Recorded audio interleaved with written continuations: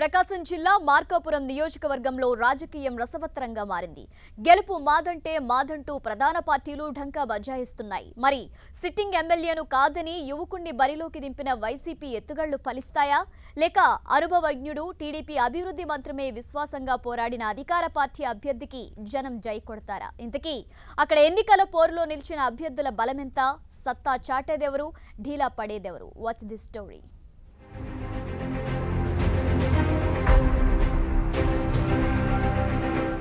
ప్రకాశం జిల్లా మార్కాపురం నియోజకవర్గంలో ఈసారి సార్వత్రిక ఎన్నికలు త్రిముఖ పోటీని తలపించాయి. ప్రధానంగా పోటీ మాత్రం వైసీపీ, టీడీపీ మధ్య నెలకొంది. అయితే ఓట్లను చీల్చడంలో జనసేన పార్టీ తీవ్ర ప్రభావం చూపిందంటున్నారు విశ్లేషకులు. జనసేన ప్రభావం ఇక్కడ అధికార పార్టీకి కొత్త తలనొప్పులు తెచ్చిపెట్టిందని చెబుతున్నారు.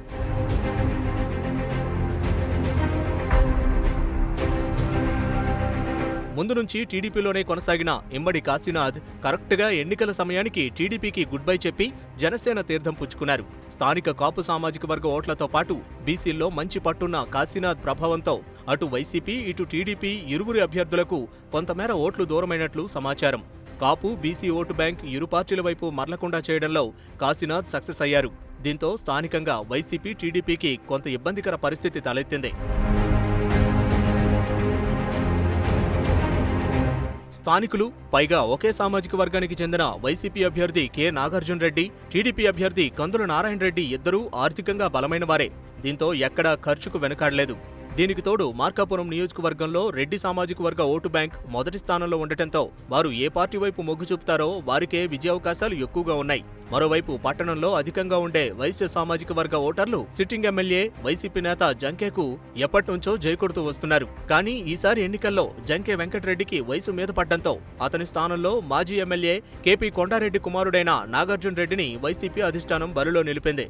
అటు జంకే వెంకటరెడ్డి, ఇటు నియోజకవర్గంలో మంచి పట్టున్న కేపీ కొండారెడ్డి, మాజీ ఎమ్మెల్యే ఉడుమల శ్రీనివాసరెడ్డి అంతా ఒక్కటిగా నిలిచి ఓటర్లను వైసీపీ వైపు నిలిచేలా ప్రయత్నించారు.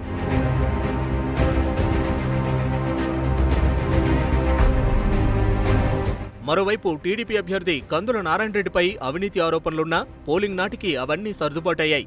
టీడీపీ విజయమే ధ్యేయంగా కేడర్ అంతా కలిసికట్టుగా పనిచేయడం టీడీపీకి కలిసి రావచ్చంటున్నారు. స్థానికంగా మొదటి స్థానంలో ఉన్న రెడ్డి సామాజిక వర్గ ఓటర్లపై దృష్టి సారించిన కందుల నారాయణరెడ్డి పట్టణంలో ప్రభావితం చేయగల వైశ్యవర్గ ఓటు బ్యాంకును తన వైపుకు తిప్పుకునేందుకు అదే సామాజిక వర్గానికి చెందిన తన అనుచర వర్గాన్ని రంగంలోకి దింపారు.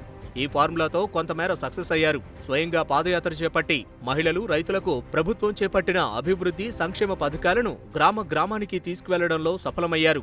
దీంతో కందుల నారాయణరెడ్డి విజయం తనదేనని భావిస్తున్నారు.